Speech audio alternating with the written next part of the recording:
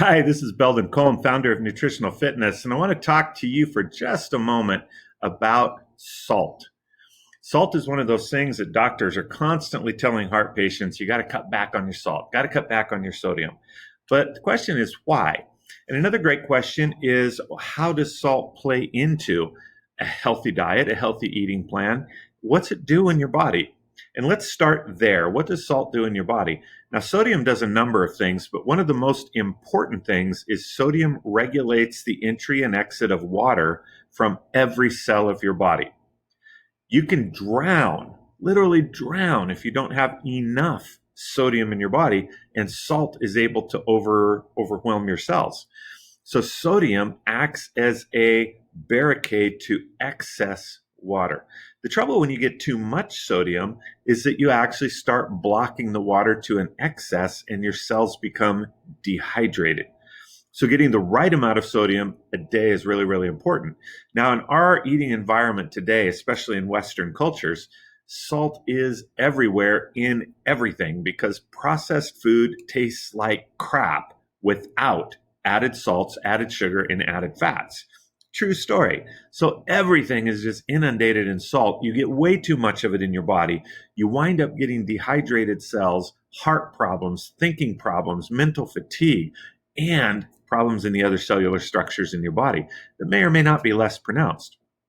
So doctors are saying, cut it back, cut it back, cut it back, get less salt. But if you don't get enough salt, the opposite can happen. So the right amount of salt per day is about 2/3 of a teaspoon of salt per day. That's total salt. That includes what you put on your food and what's added into your food. Now, the obvious solution to this is to get away from processed foods that depend so heavily upon salt content.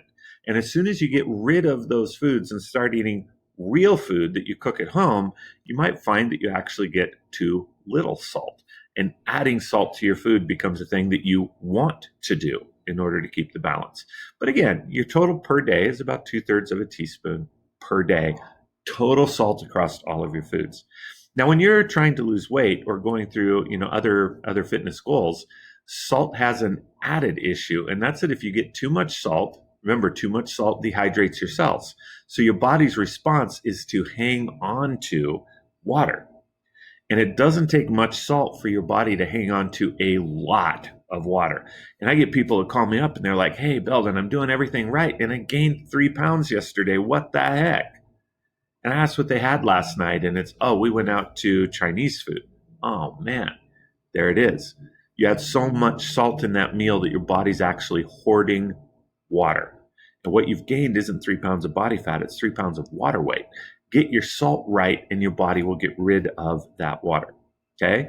That excess water isn't a good thing. It's why doctors of heart patients prescribe diuretics, which are designed to get that excess water out of your body. But if you get the excess water out and the salt is still too high, what's happening? Dehydration of your cells. Bad thing. So listen, salt is important.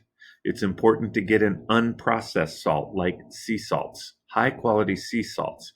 And it's important to have those every day. I'm going to say it once again, about 2/3 of a teaspoon per day across all of your food sources. And I promise you, if your diet is high in fast foods, processed foods, convenience foods, you're getting way, way, way too much salt. And that is going to cause damage in your body, right? So let's cook real whole foods. Let's ratchet back the salt use. But remember, with real whole foods, you may need to add salt to get the right amount. Alrighty, guys, that's the jam on salt. Have a great, fabulous day.